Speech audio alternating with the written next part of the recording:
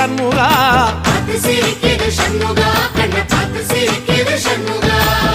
தென்பழனி சுத்தி சுத்தி மயில் பறக்குது சண்முகா